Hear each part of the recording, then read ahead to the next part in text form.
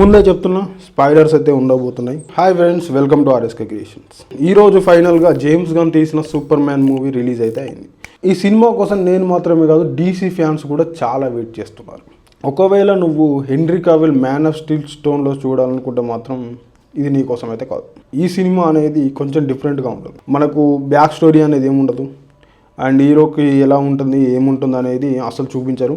And next వచ్చేసి నార్మల్గానే ఉంటాడు. అండ్ సూపర్ మ్యాన్కి మనం అనుకుంటాం అసలు సూపర్ మ్యాన్కి ఏంటి వీక్నెస్ ఉన్నట్టుంది, ఇవ్వలు కొట్టిన దెబ్బలు తింటాడు, పడతాడు, అది అనుకుంటూ.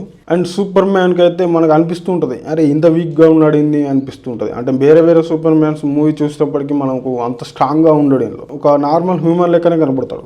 వీళ్ళు విలన్స్ ఎవరైతే ఉన్నారో వాళ్ళైతే నెగిటివ్గా చేయాలని చూస్తారు. మన సూపర్ మ్యాన్ని నెగిటివ్ చేసేసి వేరే పోర్టల్కి పంపిస్తారు. అక్కడ వేరే యూనివర్స్ ఉంటుంది, అది బ్లాక్ హోల్ కూడా ఉంటుంది.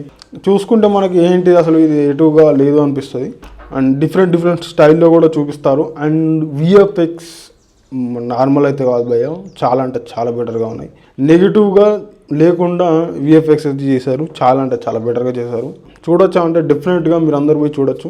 నాకు తెలిసి అసలు సూపర్ మ్యాన్లో అసలు నాకు తెలిసి ఇప్పటివరకు బెస్ట్ మూవీ అని చెప్పాలి. చాలా అంటే చాలా బెటర్గా చేశారు విఎఫ్ఎక్స్ అండ్ ఆర్ట్ వర్క్స్. కొన్ని ఉన్నాయి. సినిమా చూసొచ్చి రివ్యూ చూడండి, ఎందుకంటే చాలా బెటర్ అది. ఎందుకంటే స్పాయిలర్స్ అయిన తర్వాత మీరు సినిమా అనేది చూడలేరు. అండ్ ఈ సినిమాలో స్పాయిలర్స్ ఏంటే మాత్రం సినిమా అయితే అసలు చూడబుద్ది కాదు, ఇది మాత్రం పక్కా.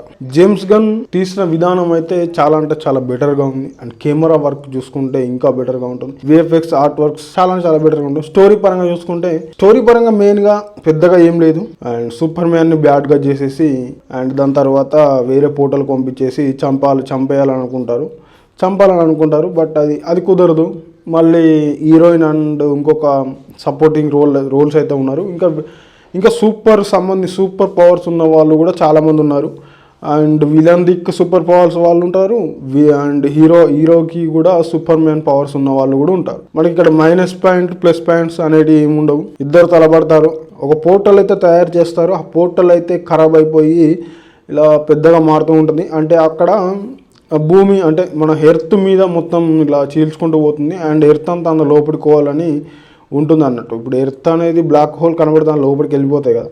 అలా పోయేటప్పుడు మన సూపర్ మ్యాన్ అయితే దాన్ని కాపాడి ఆ విలన్స్ నుంచి దాన్ని కాపాడి అండ్ బ్లాక్ హోల్ అయితే మూసేస్తారు. సినిమాలో చూస్తే చాలా అంటే చాలా బెటర్గా ఉంటుంది. అండ్ ఇది పెద్ద స్పాయిలర్. అసలు ఈ స్పాయిలర్ విన్న వాళ్ళకైతే సినిమాని అయితే చూసే అవకాశం అయితే అవసరం లేదు. అసలు మెయిన్గా జరిగేది ఇంతే.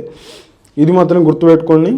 సినిమా చూసి వచ్చిన తర్వాతనే రివ్యూ అయితే చూడండి, చాలా బెటర్గా ఉంటుంది. నాకైతే చాలా బాగా నచ్చింది. మరి మీకు ఎలా అనిపించిందో కింద కామెంట్ అయితే చేయండి. నా రేటింగ్ వచ్చేసి 4/5. Like, share and subscribe. Thank you for watching.